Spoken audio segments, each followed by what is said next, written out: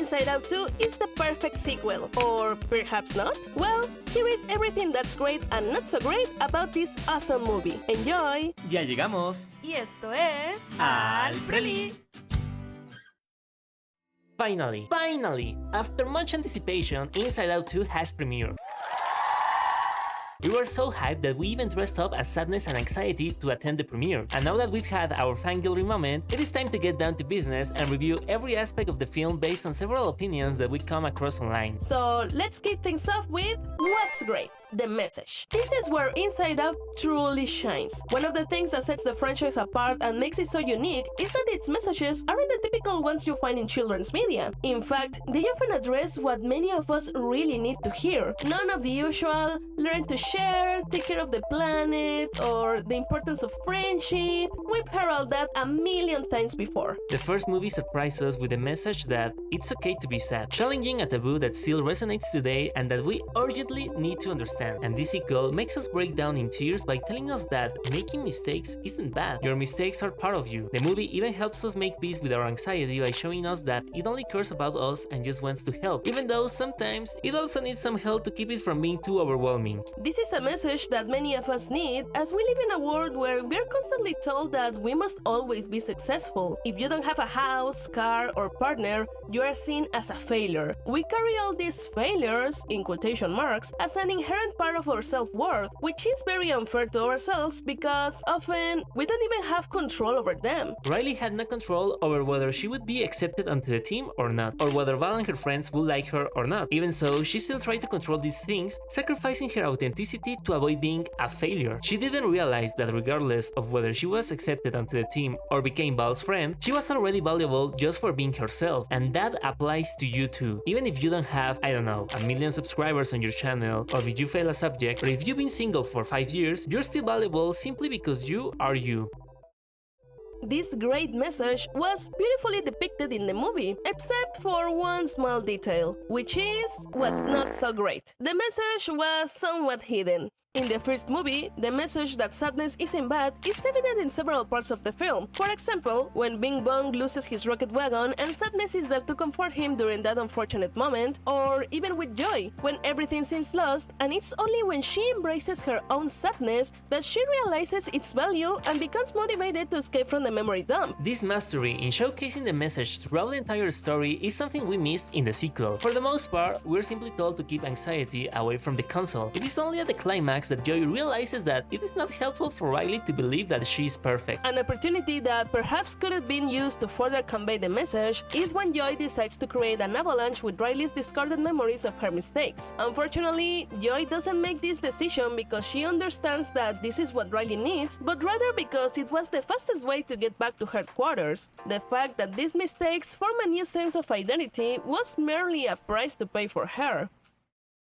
Although the way the message was conveyed had room for improvement, one area where they absolutely nailed it was what's great, the quality. I don't think I was the only one who had mixed emotions when we found out that there was going to be a sequel to Inside Out. Our joy was alike. Yes, Inside Out is one of my favorite movies, and now I'll be able to enjoy more from this wonderful universe. There are so many more emotions to explore, and Riley has her whole life ahead of her, with countless experiences yet to come, all of which can be explored on screen. Give me 20 more sequels. But on the other hand, our anxiety was like, oh no, a sequel to Inside Out. Sequels almost never turn out well. The producers only care about making money, often at the expense of the original message. They just keep making franchises until they lose their essence. Look at what happened with the Fairly Odd Parents and SpongeBob. Inside Out is perfect as it is. Please don't ruin it.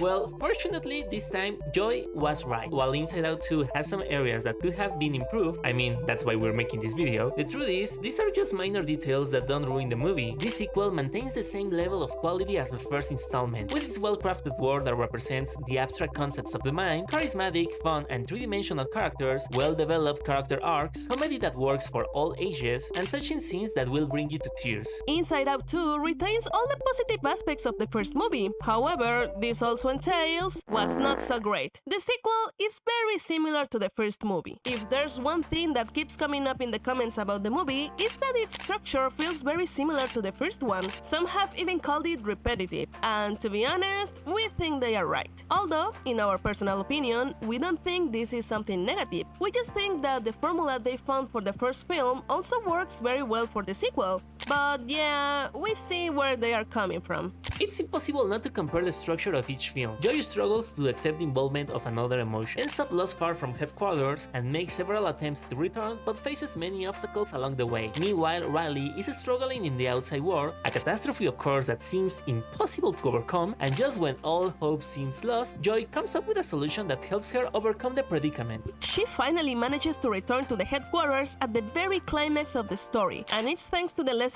Joy learned throughout her journey that she understands what Riley needs and helps her get it. Riley opens up to the people around her and everything is resolved. We have a new normal where Joy learns the importance of that emotion she didn't understand before and integrates them for Riley's well-being. From this perspective, Inside Out 2 almost seems like a copy of the first one, which is why many weren't entirely satisfied with what the sequel offered. However, it's also important to acknowledge that Riley's situation and the emotion we are focusing on are indeed very different. We are talking about what's great. They portrayed anxiety really well. Something no one will be able to deny is how well they portray anxiety in this film. We've seen a lot of comments stating how much they identify with Riley. I think almost all of us have been in the situation where we just want to fit in to avoid being alone, especially during adolescence. And probably many of you have also sacrificed your authenticity to be part of a group of friends. Not only that, but another aspect where many saw themselves represented was in the climax scene, with Riley's anxiety attack. I should clarify that personally, I have never suffered an anxiety attack to the extent where it manifests physically, but that doesn't mean the scene didn't resonate with me. The movie does an exceptional job of allowing viewers to feel the palpable panic Riley is experiencing in that moment. We also understand anxiety's desperation as she witnesses with her own eyes how her whole plan to improve Riley's life crumbles with every decision she makes, pushing anxiety to cling even harder to try to fix the mess. The level of stress depicted when anxiety rules through Riley's mind is truly impressive. The anguish is so intense that she can even create an after-image of herself, and the final touch, the tear running down her cheek. You can really feel the suffering of pure anxiety as she realizes all the harm she has caused when all she wanted was Riley's well-being. Anxiety truly stole the whole movie. The writers handled her exceptionally well, but unfortunately that came with what's not so great: the limited participation of the other emotions. Given how much screen time anxiety got, it was pretty clear that there wouldn't be much time left for the others. Starting with the new emotions, envy just kept echoing what anxiety said. Embarrassment had only one line in the whole film. To be fair, he did play a crucial role in helping sadness, but it was minimal. Envy only stood up when Riley was sarcastic and when she lost her phone, and nostalgia, which many people were excited to see, turned out to be nothing more than a joke. Moving on to the original emotions, while it is true that they had more involvement this time around accompanying Joy on her journey, the time constraint of 96 minutes prevented them from being fully explored. Also, poor sadness was completely set aside and spent most of the time hiding. No. Inside Out definitely deserves more than just 2 movies. We need a series of 20 seasons to properly address each emotion.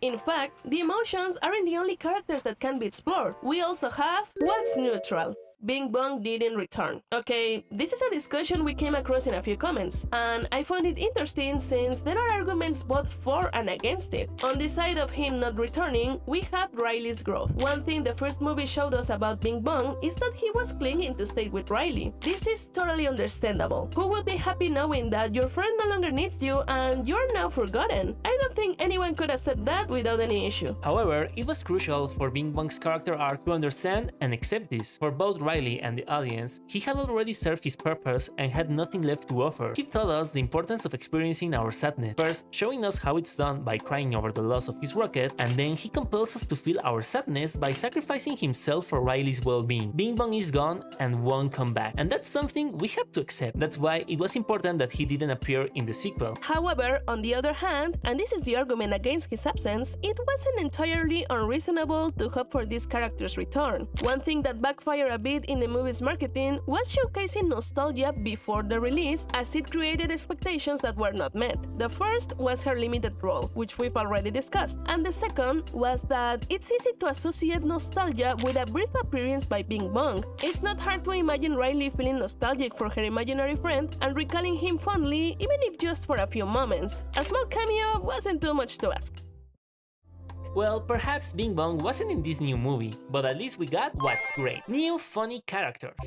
The comedy in Inside Out 2 is genuinely hilarious. The first time we watched it, there was a girl behind us who kept laughing out loud at the scenes in Riley's Vault of Secrets. I think she related to Riley's video game crush, and that's the key. It's a very relatable comedy that you can empathize with. We genuinely laugh at scenes like when Lance couldn't get out of the vault because a tiny corner wouldn't let him move forward. The frustration that one as an adult feels when watching childish characters such as Pucci taking forever to reveal what he's carrying. I'm sure more than one person has wanted to do the same as Sanger. Grab Pucci and forcefully take the things out. Or the scene where Joy makes her little plan with cutouts, thinking that if she tells Anxiety, "Hey, don't worry," Anxiety will non-ironically respond, "Whoa, thanks, I hadn't thought of that." In the comedy department, there are really no complaints. While watching this movie, you are going to laugh at least once. The only thing we fans of the first movie missed was what's not so great. We didn't see the minds of other characters. Don't get me wrong, I know we got to see the minds of Riley's friends and her parents, and both scenes were quite funny, but I'm talking about the end credits. At the end of the first movie, we were treated to a rather long showcase of how the emotions of the other characters are. We saw the teacher having the same crush as Riley's mom, a bus driver whose only emotion was anger, and we even saw the emotions of dogs and cats. Honestly, I was hoping to see new emotions in the minds of many more characters besides Riley's parents. But well, that only applies if you've watched the first movie. This leads us to what's great.